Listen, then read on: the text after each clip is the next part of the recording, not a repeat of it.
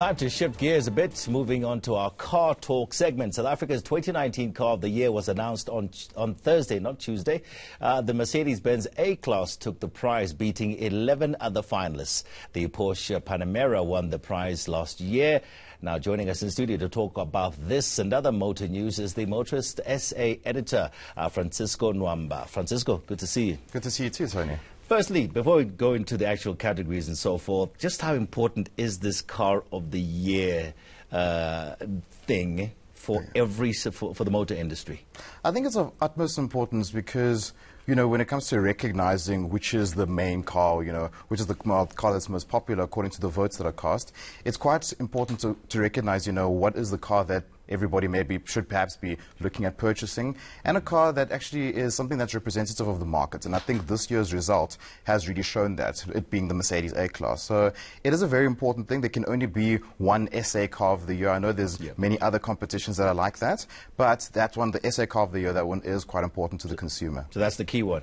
This year, though, it started involving the consumer. There is a jury that picks the Car of the Year every single year for the last 30-odd years. Yes. Tell us about the jury. What kind of people, or what kind of, is it journalists? Are they engineers? What are they? So you'll find it's a group of journalists that will be involved. They have to do 2-year trainee program or be minimum 5 years within the South African Guild of Motor Journalists. So fortunately, I was one of the people that was part of that jury. And this year, what you mentioned in terms of having the consumer involved has been very important, because I think in previous years, many people, you know, thought, why is there this disconnect between the consumer and the actual car? That's one. But I think having the consumer actually involved in the whole process has actually made it it's joined things quite nicely.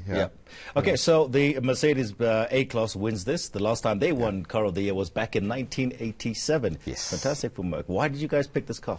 Well, it's quite interesting. That vehicle is very, very good at what it does. It's a vehicle that obviously it meets all the markers. So there's many other factors that comes when it comes to testing the vehicle. So, you know, safety being one of them, value for money, how many vehicles are sold. So there's many markers that the car needs to hit, and the car performed very well overall when it comes to those certain segments that the car needs to tick those certain boxes. What sort of testing do you do with this car? Do you drive it on circuits? Do you drive it on normal roads, etc.? So there's 2 days of testing. So what will happen the first day, you'll go out to Kailami racetrack, you'll do a whole lot of dynamic driving, and then the next day you'll be driving on the roads and you'll be actually getting a real life sense feel of the vehicle. So it's 2 types of testing, so you can really get to test the performance of the vehicle and at the same time see what it is to drive day to day. So okay. So this was the overall winner in the family vehicle class, and also won in because this year there was also a new thing, the categories which were introduced this year. Tell us about those categories as well. So it helps break it down, because, you know, normally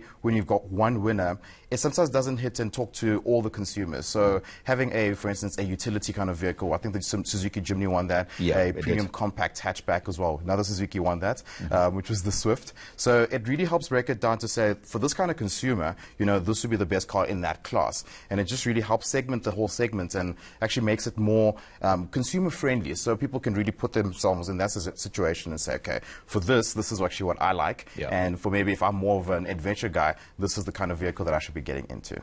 Okay, now I always used to assume that when you look at Car of the Year, you got guys who are driving your 200,000 Rand car, 150,000 Rand car. That car it's been going on, you know, can survive for the next 7 to 10 years. It costs you very little money to run it and so forth. A lot of people would say, but wait a minute, that should be the Car of the Year. Why are we talking about a Panamera which costs 1.5 million Rand? That's very true. And, you know, the main reason why that's the case, you'll see that when it comes to choosing what these finalists are, so there'll be a specific year period. So the car has to be recently launched, because exactly like you're saying, if it was, you know, opened up to say that it's the most popular vehicle, the most sold vehicle in South Africa, you'd have the same vehicle winning each and every year, because as we know, there are top performers in this country, which have to be recognized, but at the same time, it needs to keep it within that window so that it is a bit more relevant to new cars that are launched as well. Okay, talking about new cars that are launched, and want to focus on Mercedes-Benz itself. Why are there so many categories when it comes to these premium brands? What are they doing? It's a bit crazy. I mean, we say it as journalists as well. Every single month or every single, there'll be a week where there'll be 4 different launches.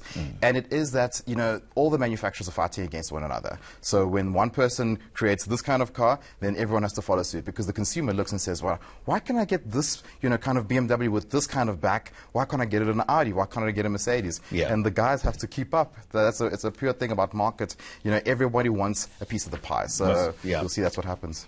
Okay, so these are the on-road cars that we're talking about here. In motorsport, do these cars transcend into that as well? Yes. So you'll see when it comes to the motorsport side of things, you'll have different series that will actually be racing these type of vehicles that you can actually get on the road as well.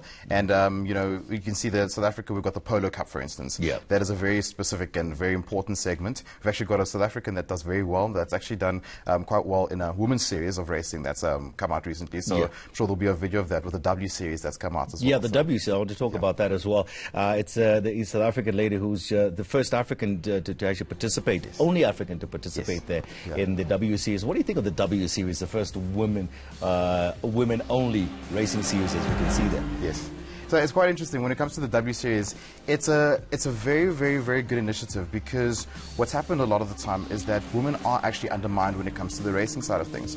And there are extremely talented women out there that sometimes don't actually get the funding that they need for them to be able to participate in more mainstream races. So the whole purpose of the W Series is to create a platform where women can really showcase their talent, and at the same time create an opportunity for them to get the media training, the driver dynamics, and for them to really be able to take the careers to the next level. And I think the lady's name is Tasman Pepper, who's actually won from South Africa, or not one, but is part of the 18 that have been chosen from around the world who are going to be participating from that.